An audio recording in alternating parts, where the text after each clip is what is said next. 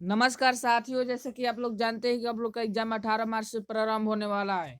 तो अगर आप क्लास 7 में पढ़ते हैं तो आपके लिए मैं विज्ञान विषय का एक महत्वपूर्ण क्वेश्चन पेपर लाया हूँ।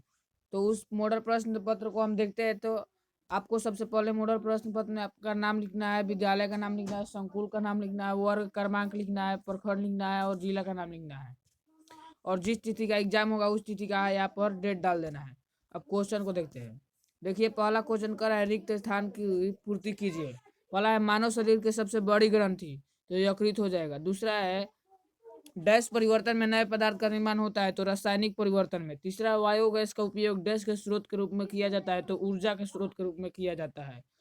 अब घ है अमीबा अपने भोजन को डैश की सहायता से ग्रहण करता है, तो पदार्थ की सहायता से।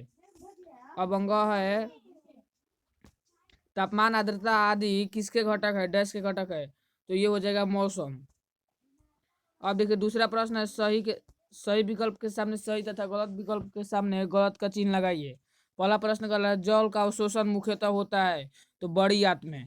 दूसरा है बर्फ में लकड़ी का चम्मच डाला जाए तो क्या होगा, कुचालक होने के कारण कोई भी प्रभाव नहीं पड़ेगा।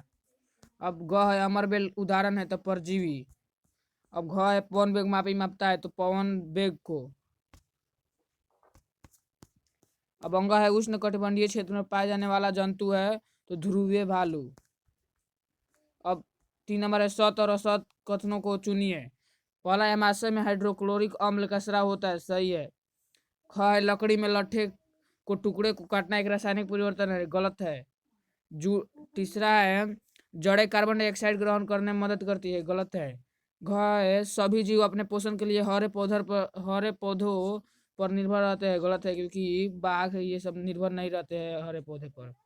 अब अंग हैजा और टाइफाइड वायरस के कारण होने वाला रोग है, तो सही है।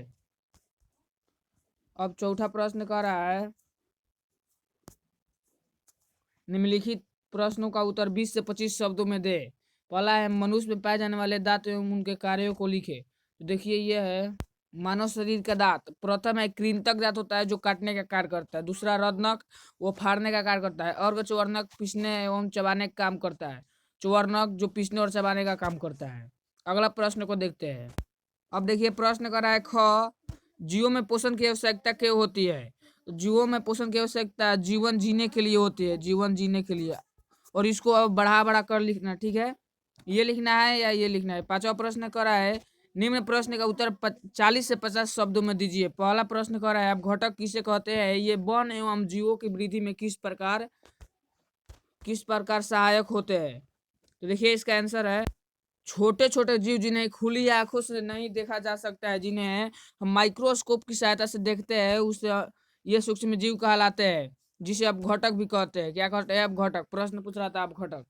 ये मृत जीव हुए एवं जंतुओं को अपघटित कर ह्यूमस में परिवर्तित कर देते हैं और पौधे के पोषण में सहायक होते हैं। नए नए पादपों का जन्म होता है जो शाकाहारी जंतुओं के भोजन भोजन होता है। मांसाहारी जीव को लाभ होता है, अतः जीवों की वृद्धि में सहायक होता है, ठीक है। अब देखते हैं, ये हम सब लिख लिए।